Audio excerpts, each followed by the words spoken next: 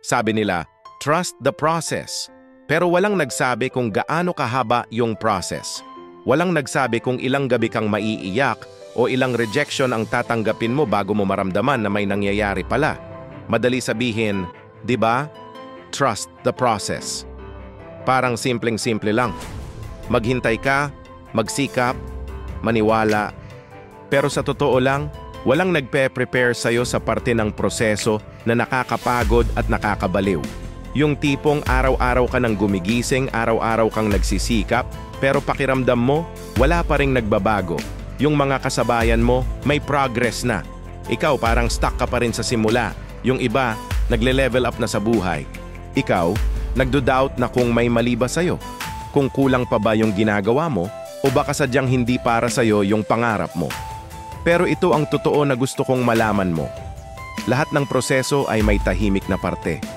Yung mga araw na parang walang nangyayari, yun pala yung mga panahong pinapatatag ka. Yun, yung mga moments na hinuhulma yung character mo, tinuturuan kang maging matiyaga, at pinapalakas ang loob mo para sa bigger things na darating.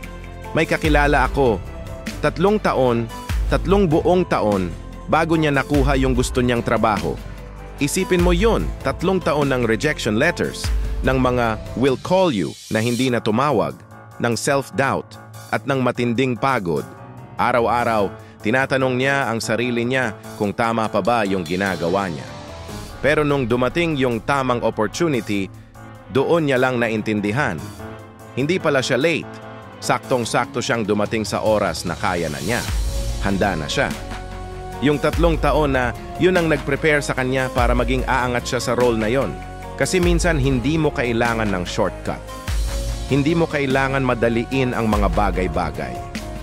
Ang kailangan mo lang ay faith. Kahit yung maliit na klaseng faith na bumubulong sa'yo sa gitna ng pagod at pagdududa. At nagsasabing, hindi ko pa kita yung result pero hindi ako titigil. Kaya ko pa. Isa pa, kaya kung pagod ka na, kung feeling mo ang tagal-tagal na at gusto mo nang sumuko, tandaan mo ito. Hindi ibig sabihin ng matagal, walang nangyayari. Baka ngayon, nasa gitna ka pa lang ng proseso.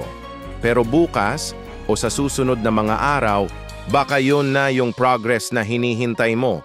Magtiwala ka lang. Ituloy mo lang. Dadating ka rin doon. Ikaw ba? Napapagod na rin sa sarili mong process?